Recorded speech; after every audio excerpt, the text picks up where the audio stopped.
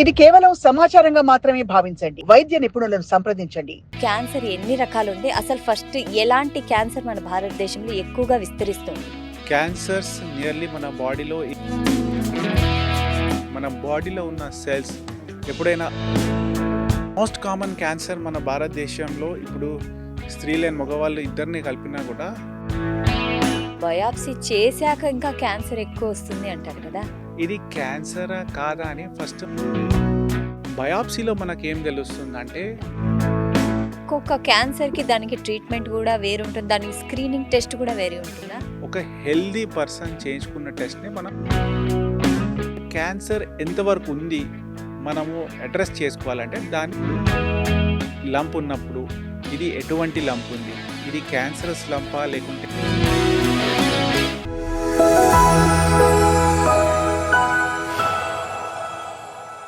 నమస్తే, welcome to Sakshi TV. This is Shahida.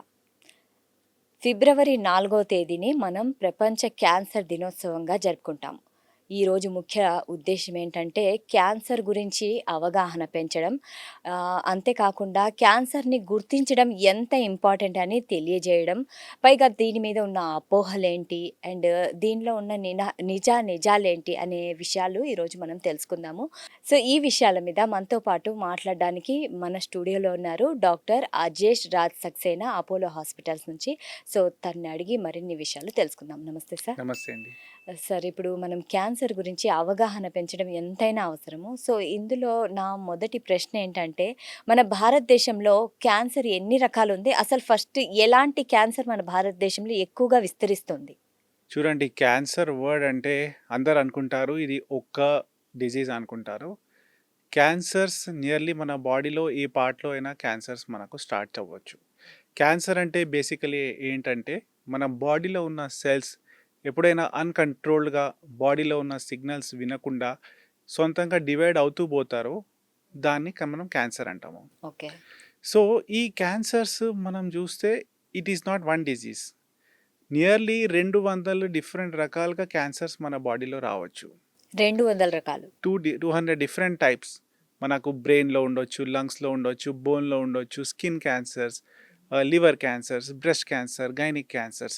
So ఏ cancer ఏ పార్ట్లో స్టార్ట్ అవుతుంది ఆ క్యాన్సర్కి యూజువలీ అక్కడ ట్రీట్మెంట్ ఇస్తారా? దాని ప్రకారం ట్రీట్మెంట్ ఇస్తాము. సో మోస్ట్ కామన్ క్యాన్సర్ మన భారతదేశంలో ఇప్పుడు స్త్రీలు అండ్ మగవాళ్ళు ఇద్దరిని కలిపినా కూడా breast cancer is one of the most common cancers మనం చూస్తున్నాము. సెకండ్ ఇంపార్టెంట్ క్యాన్సర్ మన భారతదేశంకి స్పెసిఫిక్గా ఉన్న క్యాన్సర్ ఇస్ ఓరల్ క్యాన్సర్, అంటే నోట్లో వచ్చిన క్యాన్సర్స్ బికాస్ ఆఫ్ మనకు టొబాకో స్మోకింగ్, పాన గుట్కా తినే అలవాటు ఎక్కువ ఉంటుంది. సో అది కూడా one of the top leading cancers. And other cancers are లంగ్లో ఉన్న క్యాన్సర్స్, అంటే మన ఊపిరితిత్తులో ఉన్న క్యాన్సర్స్, పేగులో ఉన్న క్యాన్సర్స్, ఎస్పెషలీ కోలోరెక్టల్ క్యాన్సర్ అంటే పెద్ద పేగులో నుంచి స్టార్ట్ అయిన క్యాన్సర్స్. సో ఇవి కామన్ క్యాన్సర్స్ మనం చూస్తాము మన కంట్రీలో, ఇండియాలో రెగ్యులర్గా. సో మీరు అన్నట్లు భారతదేశంలో బ్రెస్ట్ క్యాన్సర్ ఎక్కువగా ఉందన్నారు. సో దానికి రీజన్ ఏంటి? భారతదేశంలో ఒకటే కాకుండా world over breast cancer is most common cancer in women. Yes, and breast cancer even in India it is the most common. ఇద్దరు మగవాళ్ళు స్త్రీలో కలిపినా కూడా very common. Yes, 1 in 8 women, అంటే 1 in 8 women are at risk of developing breast cancer. ప్రతి 8 మందిలో ఒక మహిళ ఖచ్చితంగా ఉంటుంది. సో దీన్ని ఎలా నివారించవచ్చు అంటారు అసలు? బ్రెస్ట్ క్యాన్సర్ని త్వరగా నివారించుకోవాలంటే కొన్ని థింగ్స్ ఉన్నాయి. నంబర్ 1, దీని సిమ్టమ్స్ ఏముంటాయి ప్రతి స్త్రీ గుర్తుపెట్టుకోవాలి. ఖచ్చితంగా కామన్గా ఉన్న సిమ్టమ్స్ దీంట్లో వచ్చిన రొమ్ములో లంప్ లాగా స్టార్ట్ అవుతుంది, అంటే చిన్న గడ్డలాగా స్టార్ట్ అవుతుంది. ఈ లంప్స్లో మామూలుగా నొప్పి ఉండదు. 9 out of 10 అంటే 10లో 8 నుంచి 9 మందికి నొప్పి ఏముండదు, చిన్న కాయలాగా స్టార్ట్ అవుతుంది. లేడీస్ ఏమనుకుంటారు, ఇది నార్మల్ లంపే, అసలు భయపడాల్సింది ఏం కాదు, తగ్గిపోతుందేమో అనుకుంటారు. కానీ ఆ లంప్ మామూలుగా కొన్ని 1 to 2 monthsలో స్లోలీ అది పెరుగుతా పోతుంది. ఓకే. సో ఎప్పుడైనా రొమ్ములో కొత్త లంప్స్ ఏమన్నా ఫామ్ అయినాయి, నొప్పి లేకుండా ఉన్నా కూడా అవి ఎప్పుడు గుర్తుంచుకోవాలి, అవి చెకప్ చేయించుకోవాలి. ఓకే. దాన్ని నిర్లక్ష్యం చేయకుండా మనం అవును. ఒక్కసారి చెకప్ చేయించుకోవాలి. Yes, definitely. సెకండ్ థింగ్ ఏంటంటే ఎస్పెషల్లీ ఆ లంప్ సైజ్‌లో పెరుగుతా పోతుంది. అప్పుడప్పుడు అసలు లంప్ లేకుండా కూడా మనకు సింప్టమ్స్ ఉండొచ్చు.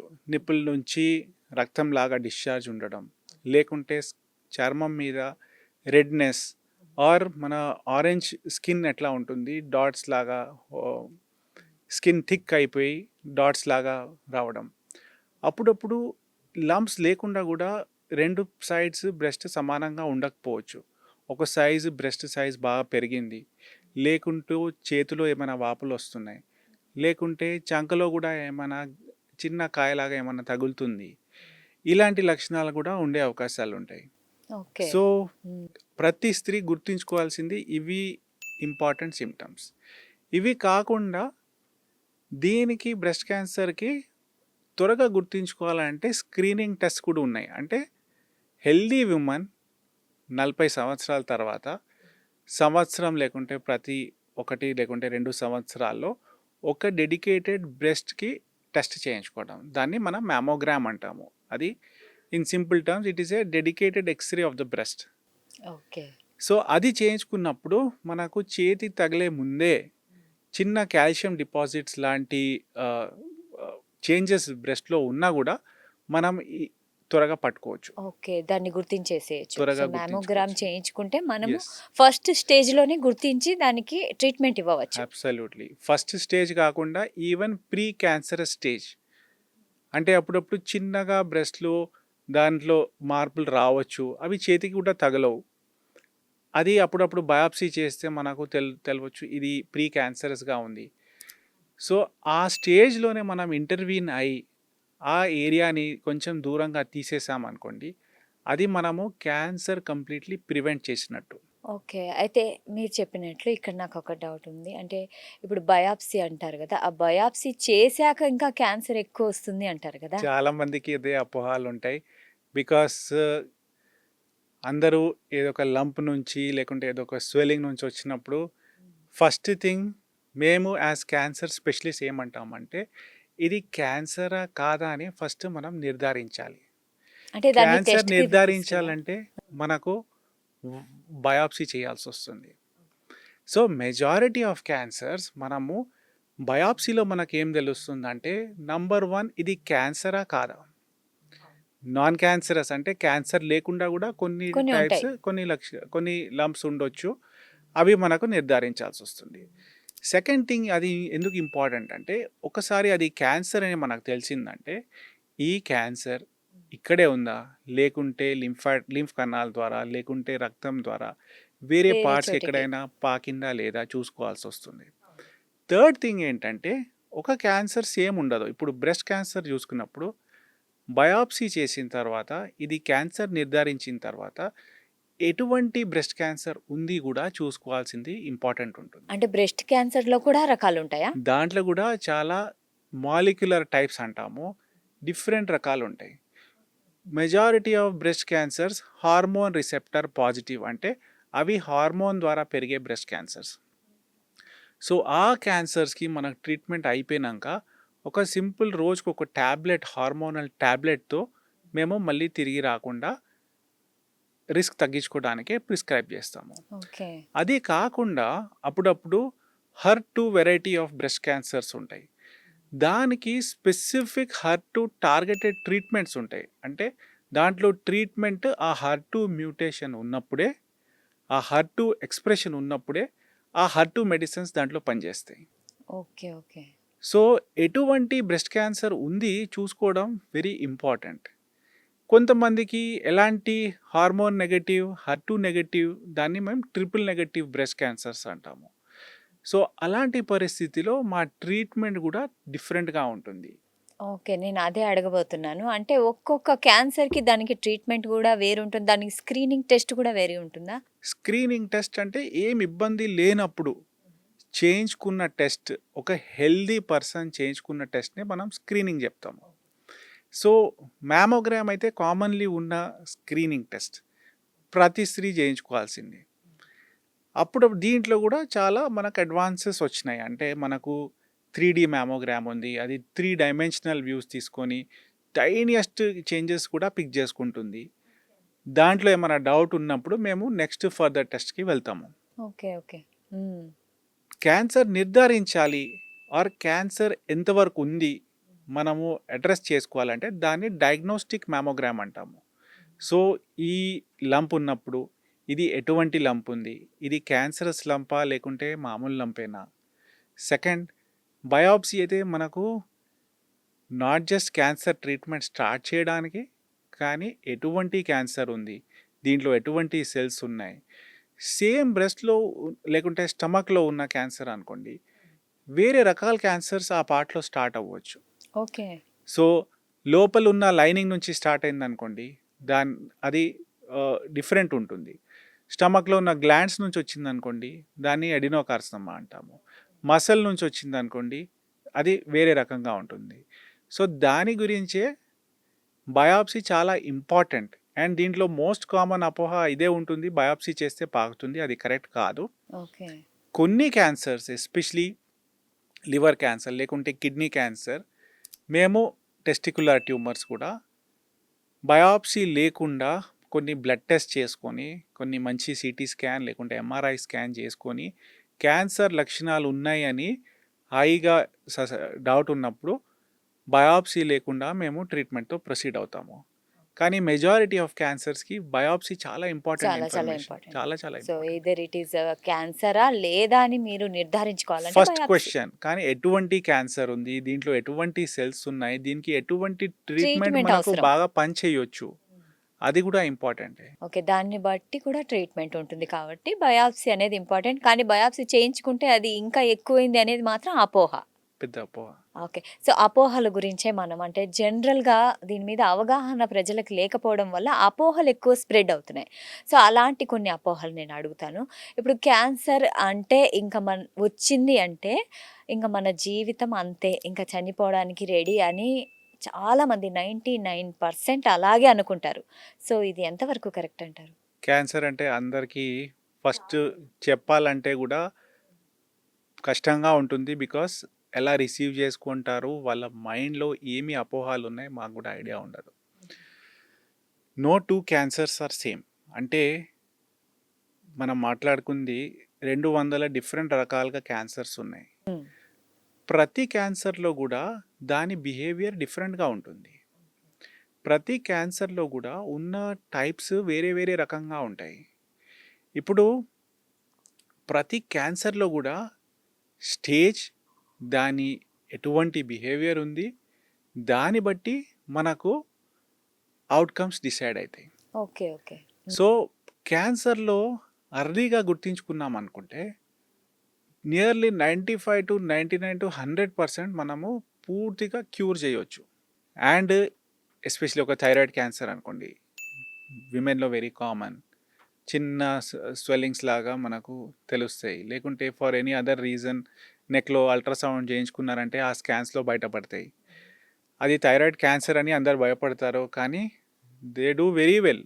అసలు సంవత్సరాలు ఏమి ట్రీట్మెంట్ లేకుండా జస్ట్ ఒక థైరాయిడ్ ట్యాబ్లెట్ వాడుకుంటా కంటిన్యూ చేయొచ్చు.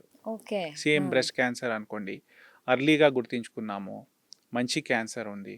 ఇప్పుడు మనకు ఇద్దరు ట్విన్స్ ఉన్నారనుకోండి, ఇద్దరు ట్విన్స్లో బిహేవియర్ సేమ్ ఉంటుందా? ఉండదు. వాళ్ళ అపియరెన్స్ డిఫరెంట్గా ఉండొచ్చు, వాళ్ళ లైక్స్ డిస్లైక్స్, వాళ్ళకి ఏమి ఇష్టం ఉంటుంది అది డిఫరెంట్ ఉండొచ్చు, వాళ్ళలో ఉన్న జెనెటిక్ మెటీరియల్ కూడా డిఫరెంట్ ఉండొచ్చు. సో పేరెంట్స్ అయితే సేమే ఉన్నారు, కానీ వీళ్ళిద్దరిలో డిఫరెన్సెస్ ఒకటేసారి పుట్టినా కూడా డిఫరెన్స్ ఉంటుంది. సో సేమ్ వే ఒక పర్సన్కి వచ్చిన క్యాన్సర్ మనము ఇంకో పర్సన్తో ఎప్పుడు కంపేర్ చేయలేము. చేయకూడదు. ఓకే. Yes. అలా అయితే ఇప్పుడు ఇంకొక అపోహ ఏంటంటే ఫ్యామిలీలో ఎవరికన్నా క్యాన్సర్ ఉంటే Yes. వీళ్ళకి కూడా వచ్చే అవకాశాలు ఉన్నాయి అనేసి ఒక పెద్ద అపోహ ఉంది. ఇది ఎంతవరకు నిజమంటారు? సో ఫ్యామిలీలో క్యాన్సర్స్ రన్ అవుతున్నప్పుడు చూడండి, వందలో నియర్లీ 90% ఆఫ్ క్యాన్సర్స్ అంటే 90% మనకు ఫ్యామిలీస్లో రన్ అవ్వవు. అవి స్పొరాడిక్ క్యాన్సర్స్ అంటాం. అంటే అవి ఏజ్ వల్ల లేకుంటే వేరే కారణాల వల్ల డెవలప్ అయి ఉండొచ్చు. ఓకే. 10 మందికి ఫ్యామిలీస్లో రన్ అయ్యే క్యాన్సర్స్ ఉండే అవకాశాలు ఉన్నాయి. బికాస్ వాళ్ళు పుట్టినప్పటి నుంచి పేరెంట్స్ నుంచి అదే ఎఫెక్టెడ్ జీన్స్ వచ్చినప్పుడు వాళ్ళలో కూడా రిస్క్ పెరిగే అవకాశాలు ఉంటాయి. కానీ ఇప్పుడు ఒక పర్సన్‌కి క్యాన్సర్ వచ్చిందంటే పిల్లల్లో కంపల్సరీ వస్తుందని ఉండదు. కానీ పిల్లలు కూడా ఫ్యామిలీస్‌లో క్యాన్సర్స్ రన్ అయితున్నప్పుడు త్వరగా కొన్ని టెస్ట్‌లు, స్క్రీనింగ్ టెస్ట్స్ అడాప్ట్ చేసుకొని, లేకుంటే పేరెంట్స్‌కి క్యాన్సర్స్ ఉన్నప్పుడు కొన్ని జెనెటిక్ లెవెల్ అంటే జెను లెవెల్‌లో వెళ్ళి మార్పులేమన్నా ఉన్నాయా? ఎఫెక్టెడ్ జెను లెవెల్‌లో ఏమైనా జీన్స్ ఉన్నాయని ఆ ఫెసిలిటీస్, ఆ టెస్ట్ మనకు అవైలబుల్ ఉన్నాయి. సో, ఫ్యామిలీలో కూడా రిస్క్ అసెస్మెంట్ మనము ఇంకా ప్రాపర్‌గా చేసుకొని, ఒక జెనెటిక్ కౌన్సిలర్‌తో కూడా కన్సల్ట్ అయ్యి, సైంటిఫికల్లీ మనం రిస్క్ ఇవాల్యుయేట్ చేసుకోవచ్చు. దాన్ని బట్టి ఇప్పుడు ఏమైనా జెనెటిక్ మ్యూటేషన్ ఉంది పేరెంట్స్‌లో, పిల్లల్లో కూడా అది ట్రాన్స్మిట్ అయ్యే అవకాశాలుంటే, వాళ్ళకున్న ఆప్షన్స్ మనము ఓకే. మాట్లాడొచ్చు. ముందే జాగ్రత్త ముందే తీసుకుంటే జాగ్రత్త. ఇంకా తొందరగా మనము క్యూర్ అయ్యే ఛాన్సెస్ ఉన్నాయి. ప్రివెంట్ చేసుకునే ఛాన్సెస్ ప్రివెంట్ కూడా చేయండి. ఉంటాయి. అవునవును. సో, ఇంకొక అపోహ ఏంటంటే మామూలుగా అయితే అందరూ అనుకుంటూ ఉంటారు ప్లాస్టిక్ బాటిల్స్ అండ్ లంచ్ బాక్సులు ఉంటాయి కదా! అవి ప్లాస్టిక్ వాడితే మనకి క్యాన్సర్ వచ్చే అవకాశాలు చాలా ఎక్కువ అనేసి ఇప్పుడు చాలామంది అనుకుంటున్నారు. ఇది ఎంతవరకు కరెక్ట్ అంటారు? సో, ప్లాస్టిక్ బాటిల్స్ ఒక్కసారి, రెండోసారి మనం ప్లాస్టిక్ బాటిల్స్‌లో తాగినా మనకలా క్యాన్సర్ రాదు. ప్లాస్టిక్‌లో ఉన్న ఇష్యూస్ కొన్ని ఉన్నాయి. బికాస్ దాంట్లో majority are single use plastics. అంటే మనం ఆ use and throw. Plastic use చేసిన తర్వాత we have to throw them away. కానీ అదే ప్లాస్టిక్‌లో మనము రిపీటెడ్‌గా యూజ్ చేస్తున్నాము. కొన్ని సంవత్సరాలు అవే ప్లాస్టిక్ కంటైనర్స్, ప్లాస్టిక్ బాటిల్స్ వాడుతున్నాము. అది కాకుండా ప్లాస్టిక్‌తో పాటు ఎటువంటి హీట్ అంటే ఆ ప్లాస్టిక్ కంటైనర్స్‌లో వేడి మైక్రోవేవ్ వేయకూడదు. వేడి వేడి ఫుడ్ పెట్టుకోవడం, లేకుంటే ఆ ప్లాస్టిక్ కంటైనర్‌కి మైక్రోవేవ్‌లో మనం ఫుడ్ హీట్ చేసుకోవడం, లేకుంటే వేడి వేడిగా మనము లిక్విడ్స్ టీ, కాఫీ అవి తాగినప్పుడు అప్పుడు ఈ ప్లాస్టిక్‌లో ఉన్న కెమికల్స్ మన ఫుడ్‌లో లీచ్ అయితాయి. ఓకే. అంటే వేడి పడంగానే అవి కరిగి మన యెస్. కరిగి ఫుడ్‌లోకొస్తాయి. మన ఫుడ్‌లోకొస్తాయి. సో, అప్పుడు మనకు over a long period of time దీంతో వచ్చిన ప్రాబ్లమ్స్ ఉండొచ్చు. అండ్ రిస్క్ పెరిగే అవకాశాలుంటాయి. సో, ఆ రిస్క్స్ ఏందంటే దీంట్లో ఉన్న chemicals they are phthalates and ఉన్న chemicals they are endocrine disruptors. అంటే హుహు. మన బాడీలో ఉన్న హార్మోన్స్ మిమిక్ చేస్తాయి. మన బాడీలో ఉన్న హార్మోన్స్ డిస్టర్బ్ చేసి హార్మోన్ ఎక్సెస్‌తో వచ్చిన క్యాన్సర్ రిస్క్ పెరుగుతుంది. సో, డెఫినెట్‌లీ ఎంతవరకు మనకు వీలైతే plastic containers, plastic bottles, paper cups, paper కప్స్‌లో మనకు టీ, కాఫీ వేడి వేడిగా తాగే అలవాటు ఉంటుంది. సో, దాంట్లో కూడా ఎస్పెషల్లీ వేడి వేడిగా టీ చేసినప్పుడు nearly 1,00,000 micro plastic particles release అయితాయి. ఓహో! హ్మ్. సో, అలాంటి సిట్యుయేషన్‌లో మనము అదే హ్యాబిట్స్ కంటిన్యూ చేస్తూ రిపీటెడ్‌గా కొన్ని సంవత్సరాల్లో చేసినప్పుడు రిస్క్ అయితే డెఫినెట్‌లీ పెరుగుతుంది. ఎంతవరకు వీలైతే ప్లాస్టిక్ కంటైనర్స్ అవాయిడ్ చేసి గ్లాస్ లేకుంటే స్టీల్ కంటైనర్స్ వాడుకోవడం. ప్లాస్టిక్ వాడినా కూడా హీట్ లేకుండా, వేడి ఫుడ్స్ దాంట్లో పెట్టకుండా, మైక్రోవేవ్ చేయకుండా అలాంటి కంటైనర్స్ ఆర్ బాటిల్స్ పెట్టుకుంటే డెఫినెట్‌లీ బెటర్ ఉంటుంది. డెఫినెట్‌లీ. అంటే మీరు యెస్. చెప్పినట్టు plastic and paper cups, yes. బాక్సులు దీనికి బదులు గ్లాస్ ఐటెమ్స్ బెస్ట్ అంటారు. Glass or steel. Glass or steel glass is or steel. Better. Okay. Oils అంటారు కదా! సో, ఆయిల్‌ని మరగబెడతారు. మనం ఏదైనా డీప్ ఫ్రై చేసుకుంటారు. మన ఇంట్లో అయినా, బయట అయినా. దాన్ని అలాగే పారేయరు గదా! సో, మళ్ళీ దాన్ని హీట్ చేస్తూ వెళ్ళి కుక్ చేసుకుంటూ ఉంటారు. అది ఎంతవరకు కరెక్ట్ అంటారు? రిపీటెడ్‌లీ ఆయిల్ యూజ్ చేసుకోవడం is a dangerous thing. Dangerous. Dangerous definitely. Because oil రిపీటెడ్‌గా హీట్ చేసినప్పుడు ఏమైతదంటే దాంట్లో ఉన్న కెమికల్స్ హుహు. ఆల్డిహైడ్స్ లాంటి పాలీసైక్లిక్ అరోమాటిక్ హైడ్రోకార్బన్స్ లేకుంటే trans fats all unhealthy fats ఇవన్నీ రిలీజ్ అయితాయి. So, they are definitely dangerous. ఎంతవరకు వీలైతే మన అండ్ రిపీటెడ్‌గా ఆయిల్ హీట్ చేసినప్పుడు మీరు చూస్తారు దాంట్లో కొన్ని బ్లాక్ పార్టికల్స్ వస్తాయి. అవును. హ్మ్. అవన్నీ అన్‌హెల్తీగా ఉంటుందండి. సో, ఎంతవరకు వీలైతే ఆహ్, repeated deep frying and especially repeated heating avoid చేయాలి. అది హెల్తీగా కాదు అండ్ అవాయిడ్ చేసుకుంటే అది మంచిది. ఓకే. కొంతమంది క్యాన్సర్ ఆయుర్వేదంతో, హోమియోపతితో తగ్గుతుంది అనుకుంటారు. ఎంతవరకు కరెక్ట్ అంటారు? చూడండి అదైతే I will not comment because మేము ప్రాక్టీస్ చేస్తున్న థింగ్స్ అయితే దే ఆర్ సైంటిఫిక్ అండ్ దాంట్లో ఉన్న డిఫరెంట్ బేసిస్ ఉన్నాయి. ప్రతి పర్సన్కి ఓన్ బిలీఫ్స్ ఉంటాయి. అవును. సో దాంట్లో కూడా కొన్ని ట్రీట్మెంట్స్ ఉన్నాయి. కొంతమంది డెఫినెట్లీ చెప్తారు దట్ దే హ్యావ్ రెస్పాన్సెస్, కానీ వీ డోంట్ ప్రాక్టీస్. అయితే ఇప్పుడు కొంతమంది అయితే మొబైల్ ఫోన్స్ అంటే రాత్రి మన తల Yeah, దగ్గర yeah, పెట్టుకోకూడదు అంటారు. అండ్ టవర్స్ అంటారు కదా, సిగ్నల్ yeah, టవర్స్. yeah. దీని వల్ల కూడా క్యాన్సర్ వచ్చే ప్రమాదం ఉంది అంటున్నారు. ఎలక్ట్రోమాగ్నెటిక్ రేడియేషన్ ఉంటుంది మొబైల్ ఫోన్స్ వల్ల. దానివల్ల మనకు క్యాన్సర్ రాదు. అంటే చాలా స్టడీస్ జరిగాయి. నియర్లీ మొబైల్ ఫోన్స్ వచ్చి ఇప్పుడు 30-40 సంవత్సరాలు అయినాయి. సో చాలా స్టడీస్ జరిగినాయి. దాంట్లో ఎక్కడ క్యాన్సర్ వస్తుందని అయితే ఎక్కడ ప్రూవ్ కాలేదు. Okay. Because they are non ionising radiation. So అది మన సెల్స్లో ఉన్న జెనెటిక్ మెటీరియల్ని అయోనైజింగ్ పొటెన్షియల్ ఏమి ఉండదు. So they are relatively safe. దానికంటే ఇంపార్టెంట్ థింగ్ ఈజ్ మన బ్లూ లైట్. అది మన ఐసైట్ ఎఫెక్ట్ చేస్తుంది, మన స్లీప్ ఎఫెక్ట్ చేస్తుంది, మన కాన్సన్ట్రేషన్ ఎఫెక్ట్ చేస్తుంది. సో మొబైల్ ఫోన్స్తో వచ్చిన ప్రాబ్లమ్స్ ఇవి అటెన్షన్ డెఫిసిట్ డిజార్డర్స్ అవి ఎక్కువ ఉన్నాయి. కానీ క్యాన్సర్ రిస్క్ అయితే ఏమి ప్రూవన్ డేటా లేదు టు సే దట్ దీంతో క్యాన్సర్ రిస్క్ పెరుగుతుంది. So what about signal towers? టవర్స్తో కూడా ఏమవ్వదు. ఓకే. జనరల్గా యూత్కి క్యాన్సర్ రాదు అనేసి చాలామంది అనుకుంటారు. ఎస్, మీరేమంటారు? లేదండి, క్యాన్సర్ ఈ ఏజ్లో కూడా రావచ్చు. పిల్లల నుంచి పెద్దవాళ్ళు కూడా క్యాన్సర్ ఈ రావచ్చు. మధ్య యూత్ పరిస్థితి ఈ ఏంటి? మధ్య ఈ మధ్య చిన్న వయసులో కూడా క్యాన్సర్స్ పెరుగుతున్నాయి బికాస్ ఆఫ్ వేరియస్ రీజన్స్ మనకు. సో చిన్న వయసులో అంటే నియర్లీ 20-30 సంవత్సరాల్లో కూడా మేము క్యాన్సర్స్ పెరిగినట్టు కనపడుతున్నాయి. మ్హూ. సో ఇంపార్టెంట్ థింగ్ ఏంటంటే యూత్లో కూడా వాళ్ళకి ఎటువంటి బాడీలో డిస్టర్బెన్సెస్ ఉన్నాయి, ఎటువంటి కొత్త మార్పులు వస్తున్నాయి. అలాంటి పరిస్థితిలో కూడా ఏమీ లేదు, ఏమీ కాదు అనుకోకుండా నెగ్లెక్ట్ చేయకూడదు. వెంబటే వెళ్ళి ఒక ప్రాపర్గా ఇవాల్యుయేట్ చేసుకొని డాక్టర్తో చెకప్ చేయించుకోవడం చాలా ఇంపార్టెంట్. ఇప్పుడు స్మోకింగ్ అండ్ ఆల్కహాల్ కన్జంప్షన్ ఉంది కదా, ఇది క్యాన్సర్కి ఎంతవరకు రిలేటెడ్ ఉంటుంది? See, smoking and alcohol, both cancer, smoking and alcohol both are proven to cause cancer. Both are proven to cause cancer.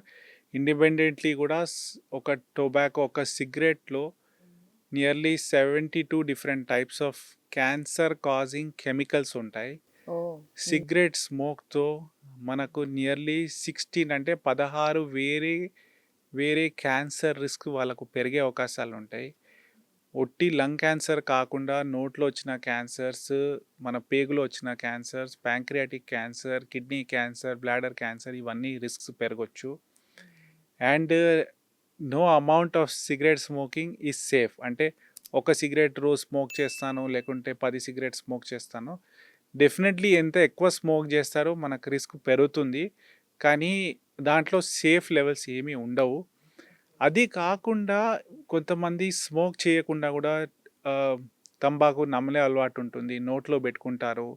Gutka, pan, khaini వేరే రకంగా వాడే అలవాటు ఉంటాయి. అది కూడా టొబాకో ఎటువంటి ఫామ్లో కూడా సేఫ్ కాదు. అండ్ నియర్లీ 70% ఆఫ్ క్యాన్సర్స్కి స్మోకింగ్ అండ్ ఆల్కహాలే కారణం ఉంది. And especially drink and smoke రెండు చేసినప్పుడు అది రిస్క్ ఇంకా పెరుగుతుంది, డబుల్ అవుతుంది. క్యాన్సర్ గురించి మనమైతే కొంచెం తెలుసుకున్నాం, కానీ ఫుడ్ హ్యాబిట్స్ ఏవి ఉండాలంటారు? ఇక మీదట మనం దానికి దూరంగా ఉండాలంటే జాగ్రత్తలు కూడా అవసరం కదా. కరెక్ట్. ఎలాంటి ఫుడ్ హ్యాబిట్స్ ఉండాలి? ఫుడ్ హ్యాబిట్స్ ఎలాంటివి ఉండాలంటే మనము ఇంట్లో ఫ్రెష్గా వంట చేసుకొని వేడిగా ఫ్రెష్ ఫుడ్స్ తినే అలవాటు చేసుకోవాలి. ఫుడ్లో కూడా మనము ఆకుకూరలు ఎక్కువ తీసుకోవాలి. ఓకే, బికాస్ మీట్తో కూడా కొంచెం క్యాన్సర్ రిస్క్ పెరుగుతుంది. ఎస్పెషలీ రెడ్ మీట్ అంటే మనకు బీఫ్ లేకుంటే గోట్, ఇవన్నీ మనం రెడ్ మీట్స్ అంటాము. అండ్ మీట్స్లో ఫిష్, చికెన్ కొంచెం సేఫ్గా ఉంటాయి. బట్ ఆకుకూరలు ఎక్కువ తీసుకుంటే దాంట్లో ఉన్న మనకు అడ్వాంటేజెస్ చాలా ఉన్నాయి. ఫైబర్ ఉంటుంది. దాంతో పాటు యాంటీ ఆక్సిడెంట్స్, గుడ్ వైటమిన్స్ అవన్నీ మనకొస్తాయి. అది కాకుండా ఇంపార్టెంట్ థింగ్ మన ఫుడ్‌లో మనము ఈ ఫాస్ట్ ఫుడ్స్ ఎంతవరకు అవాయిడ్ చేసుకుంటే మంచిది. ఓకే. అల్ట్రా ప్రాసెస్డ్ ఫుడ్స్ అంటారు. ఫాస్ట్ ఫుడ్స్ ఉంటాయి.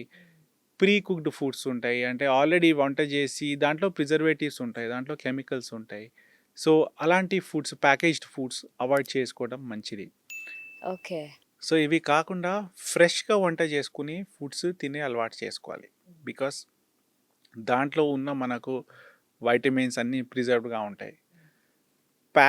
ఎటువంటి ప్యాకేజ్డ్ ఫుడ్స్ మనకు ప్యాకెట్స్‌లో వస్తున్నాయి. లేకుంటే ఆల్రెడీ ప్రిపేర్డ్ ఉన్నాయి. కానీ మనం జస్ట్ ఇంట్లో హీట్ చేసుకోవాలి. ఓకే. లేకుంటే ultra processed foods, fast foods ఎంతవరకు అవాయిడ్ చేస్తే అంత మంచిది. సెకండ్ థింగ్ ఈజ్ మన ఫుడ్‌లో ఉన్న ఫ్రూట్స్ అవి కూడా పెంచుకోవాలి. సో, చెప్తారు క్రంచ్ అండ్ కలర్ వేసుకోవాలి. ఇప్పుడు క్రంచీ ఫుడ్స్ ఏమేమి ఉంటాయి మనకు క్యాబేజ్ లాంటి ఫ్రూట్స్, క్యారెట్స్. క్యా క్యారెట్స్.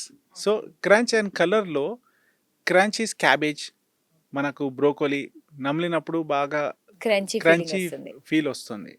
సో, దాంట్లో ఉన్న హెల్తీ కెమికల్స్ రిలీజ్ అయితే దాంతో మన బాడీ హెల్తీ ఉంటుంది. కలర్‌ఫుల్ ఫుడ్స్ ఏమున్నాయి? Tomatoes, carrots, beetroots they are rich in antioxidants. So, they are also మన బాడీకి చాలా ప్రొటెక్టివ్‌గా ఉంటాయి.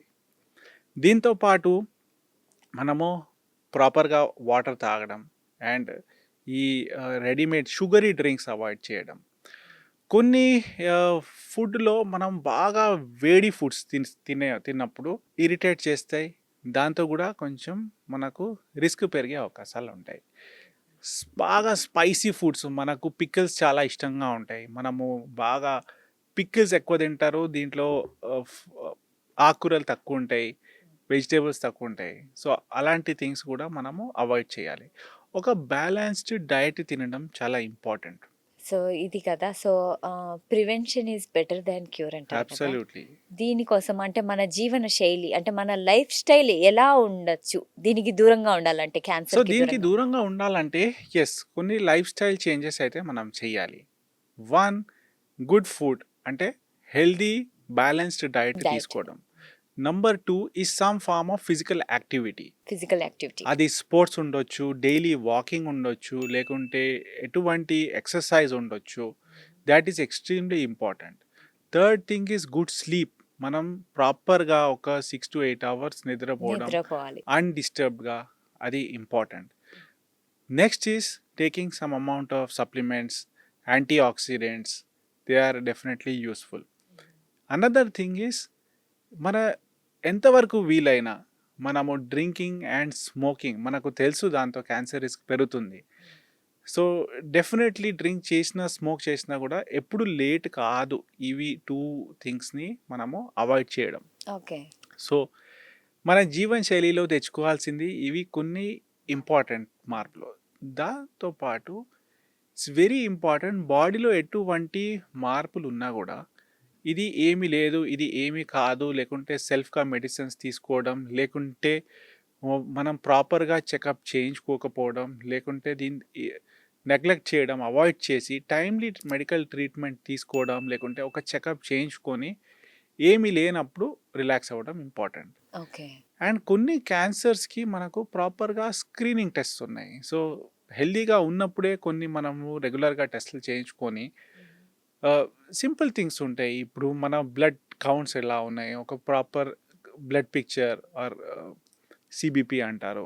కిడ్నీ ఫంక్షన్ ఎలా ఉంది, ఒక సింపుల్ క్రియాటినిన్, లేకుంటే లివర్ ఫంక్షన్ ఎలా ఉంది, మన బ్లడ్‌లో ఉన్న ఫ్యాట్స్ లెవెల్స్ ఎలా ఉన్నాయి, లిపిడ్ లెవెల్స్ ఎలా ఉన్నాయి, మన థైరాయిడ్ హార్మోన్స్ ఎలా ఉన్నాయి, ఒక సింపుల్ ఛాతీ ఎక్స్‌రే లేకుంటే కడుపు స్కానింగ్. దే ఒక్కసారి ఆర్ చేయించుకోవాలి. Tests of general wellness. Cancer specific test మనం చూసినప్పుడు దీంట్లో బ్రెస్ట్ క్యాన్సర్‌కి ఉన్న మ్యామోగ్రామ్ ప్రతి స్త్రీ 40 సంవత్సరాల తర్వాత ఒక సంవత్సరం లేకుంటే 2 సంవత్సరాల్లో ఒక మ్యామోగ్రామ్ చేయించుకోవడం. పాప్ స్మియర్ అంటే సర్విక్స్ క్యాన్సర్ చాలా common. Next common cancer in women after breast. ఒక పాప్ స్మియర్ చేయించుకొని అవుట్ పేషెంట్ టెస్ట్ హార్డ్లీ 2 మినిట్స్‌లో అయిపోతుంది. సో, ఒక ప్యాప్స్మియర్ చేయించుకోవడం 3 నుంచి 5 సంవత్సరాల్లో చేసుకునే టెస్ట్ అది. ఓకే. అండ్ ఎవరు స్మోక్ ఎక్కువ చేస్తారో వాళ్ళు ఒక లంగ్ క్యాన్సర్ కోసం ఒక లో డోస్ సిటీ, ఎవరికి తంబాకు తినే అలవాటు ఉంటుంది వాళ్ళు ప్రాపర్గా మౌత్ ఎగ్జామినేషన్ చేయించుకోవడం. ఓకే. పేగులో ఉన్న క్యాన్సర్స్కి 45 తర్వాత ఒక కొలనోస్కోపీ చేయించుకోవడం, లేకుంటే మోషన్లో బ్లడ్ పడుతుందా లేదా అలాంటి టెస్ట్లు మనకు అవైలబుల్ ఉన్నాయి. సో కొన్ని టెస్ట్స్ ఉంటాయి. సో ఇన్ఫర్మేషన్ వైడ్లీ అవైలబుల్ ఉంది, కానీ అడాప్షన్ తక్కువ ఉంది. అయితే ఇప్పుడు ఒకళ్ళకి క్యాన్సర్ వచ్చింది అన్నాక ఆ రోగికి ఆ ఫ్యామిలీలో ఎలా వాళ్ళు ట్రీట్ చేయాలంటారు? ఇంపార్టెంట్ థింగ్ ఏంటంటే ఎవరికైనా క్యాన్సర్ వచ్చిందంటే నంబర్ 1 క్యాన్సర్ అని భయపడి ట్రీట్మెంట్ తీసుకోవడం ఆపేయడం, లేకుంటే ఇప్పుడు మనకు డెత్ సెంటెన్స్ లాంటివి వచ్చిందని కాదు. Gather a good credible information.